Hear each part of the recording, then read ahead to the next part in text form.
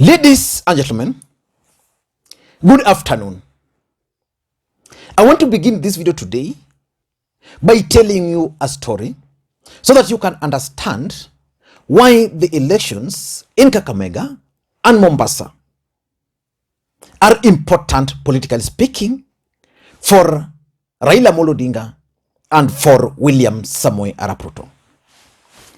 Immediately after the 2017 general election, William Ruto started scheming for 2022 election. For those who remember, William Ruto and Uhuru Kenyatta had been declared the president and the president-elect respectively, and William Ruto started scheming on how he was going to win in 2022. And his strategy was simple: consolidate Mount Kenya and consolidate Rift Valley, then stage a fight with Raila Odinga in two regions. That is the coastal region and Western Kenya. By that time, Uhuru and Ruto were still an item. Handshake had also not taken place. So William Ruto embarked on a journey of staging a fight with Raila Odinga in coastal region and in Western Kenya, because William Ruto believed very strongly that he had a chance of performing better than Uhuru Kenyatta did in those two regions. And his strategy was simple: win to his side majority of Raila Odinga's allies. So in the coastal region, William Ruto managed to bring to his side Aisha Jumwa. He managed to bring Owen Baya. He managed to bring Jicho Pevu, who was an independent candidate but campaigned on the platform of Raila Odinga. And he managed to bring several others. In Western Kenya, he also began that journey. So as politics was progressing, we had the handshake, politics was not progressing. Then Raila Odinga started consolidating his base. Amason Kingi who was one of Raila Odinga's key ally, had also started showing signs that he was not going to go with Raila Odinga, that he was going to form his own political party. So there was this particular day when Raila Odinga embarked, I think it was on a 3-day or 4-day tour of the coastal region. He began the tour in Taita Taveta. Then from Taita Taveta, Raila Odinga came to Kilifi. On that day, for those who remember, Amason Kingi never received Raila Odinga. The person who received Raila Odinga was the former member of parliament for Magarini, not Magarini, for Teddy Mwambire. And that's how Raila Odinga ended up confirming Teddy Mwambire as the chairperson of ODM in Kilifi, replacing Kingi. So Kingi did not receive him. Then when Kingi saw how Raila Odinga was received, and that's where also this gentleman who has been nominated to the Senate, Fikirini Jacobs, also emerged at that Pwani University, for those who remember, when the students stopped Raila Odinga's convoy. Then when Kingi saw how Raila Odinga had been received, he decided to join Raila Odinga the next day. For those who remember the rally where Kingi was carrying that Kajwala ball that day. So that day is significant. Then from Kilifi, Raila Odinga was then the next day supposed to go to Mombasa. When he landed in Mombasa, Hassan Joho did not receive him. The person who received Raila Odinga was Abdul Somad Nasir, the Mvita member of parliament. And the photo which you are seeing still remains in the memory of many people. Raila Odinga appeared tired. Abdul Somad was beside him. That was the day Raila Odinga decided that Liwe Liwalo for Mombasa, he was going to support Abdul Somad Nasir. And that's how Raila Odinga then ended up. By the way, the next day Joho also joined him. And that's how Abdul Somad ended up being Raila Odinga's candidate. And that's how Raila Odinga even managed to convince his main challenger, the Suleiman Shebal, to step down for him. Now that's how that Mombasa contest is important. Then let me give you a brief of Kakamega. During the same period, William Ruto had also identified Western Kenya. But Raila Odinga wanted a new generation of leaders to emerge in Western Kenya. So Raila Odinga identified Edwin Sifuna. He identified Otsosi, who is now the senator for Vihiga. Raila Odinga identified Cleophas Malala, and he started grooming Cleophas Malala to take over as the governor for Kakamega. And to achieve all this, he started giving Malala profile around him. Malala was a constant figure around Raila Odinga. Raila Odinga then made Malala the deputy minority leader at the Senate. Because remember, Wetangula was the minority leader. He was kicked out. Orengo took over the minority role. Then Raila Odinga elevated Cleophas Malala. But William Ruto came with money and Malala could not resist.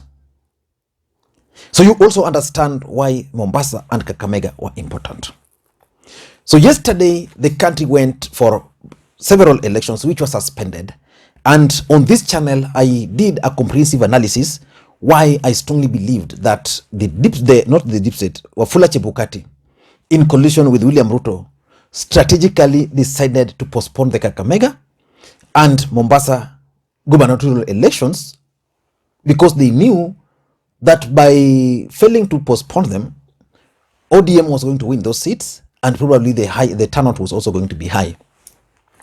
And there were several other by-elections. In Rongai, William Ruto's party, UDA party, won. Kacheliba and West Pokot, Azimio won. In Kitui Rural, Azimio also won. So in this video today, I want us to look at the importance, the political significance of the two by-elections in particular. What they mean moving forward. Before we do that, in case you're watching this channel for the first time, I want you to take a second or two, click that subscribe button so that next time we produce a video like this, YouTube will automatically notify you. And to the subscribers, I want to continue thanking you guys for your continued support, because without that support, this channel cannot be where it is. Now, can you guys take some popcorns, get ready, and please also don't forget to press the thumbs up button. Supreme Court is on, and I foresee the possibility of the election being nullified, but Raila Odinga might not be declared the president, so we are likely to go for a runoff. So we'll be following that also. Now, why do you think the elections in Kakamega and Mombasa were important for Raila Odinga and for William Ruto? Because William Ruto had to persuade Chebukati to ensure that they were postponed. He did everything.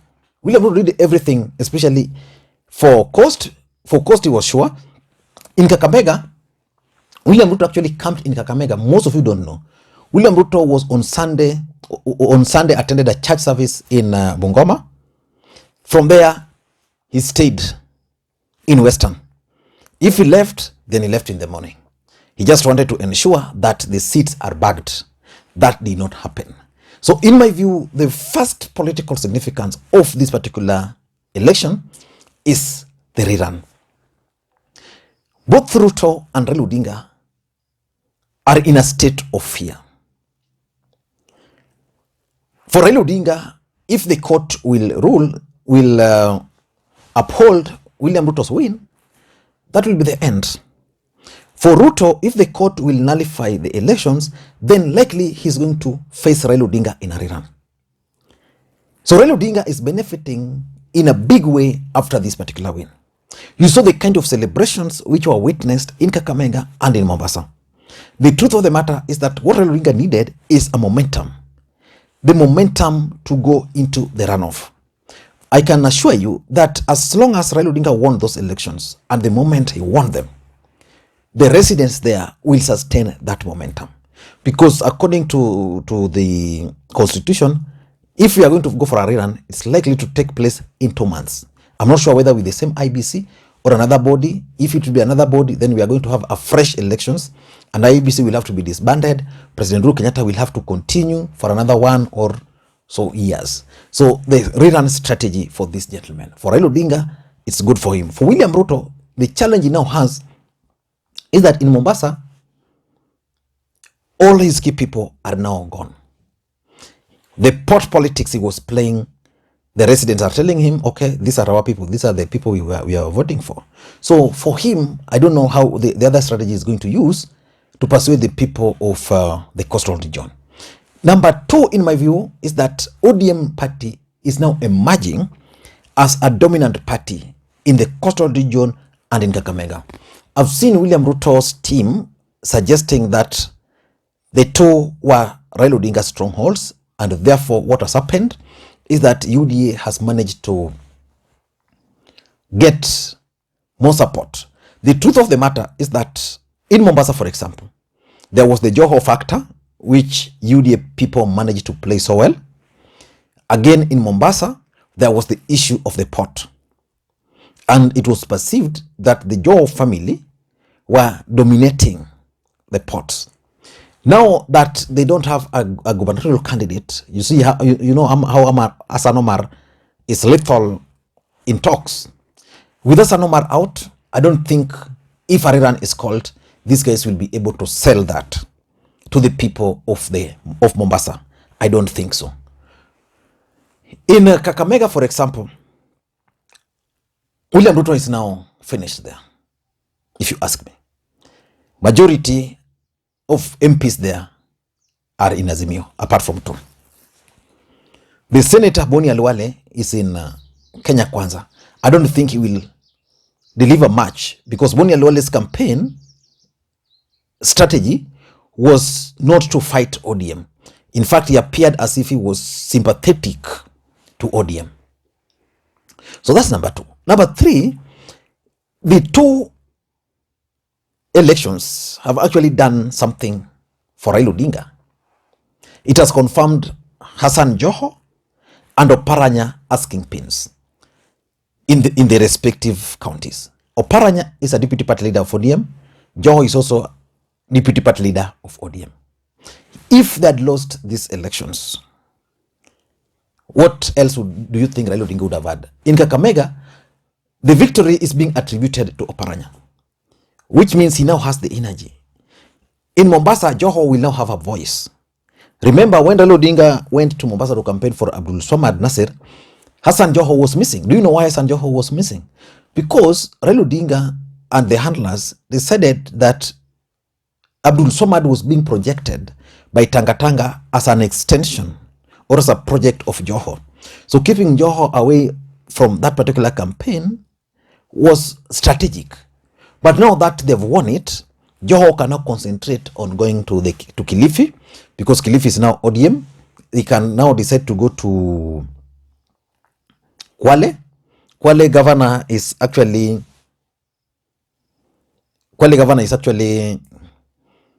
UDA, but I don't think she has that kind of character similar to what the former governor had, Mvurya. Then you go to Taita Taveta. The governor there is an independent governor who was previously in ODM and a very close ally of Raila Odinga. You go to Tana River, now the governor is ODM. So these guys can now decide to control region.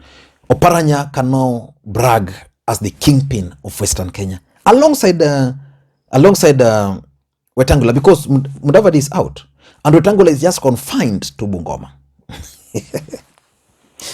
Number 4, I also tend to think that William Ruto's strategy for Western Kenya has been done a major blow. His strategy was to use Musalia Mudavadi as a bait to win the support there. Musalia Mudavadi as the third in command. But now, Musalia Mudavadi has not delivered. He failed to deliver governor in his Rono county. Again, in Kakamega, he expected to win. He failed to deliver. So his strategy of using Musalia Mudavadi as a future leader of the of the Mulembe nation is not going to work, because the Mulembe people have actually told Ruto that for us, we don't consider Musalia Mudavadi. We don't consider him. And lastly, I think the two elections will also have a major bearing on coast politics in general. So moving forward, are we going to see the new governors taking charge of coastal region? Or are we going to see former governors like Amason Kingi versus Joho, or Mvurya versus Joho?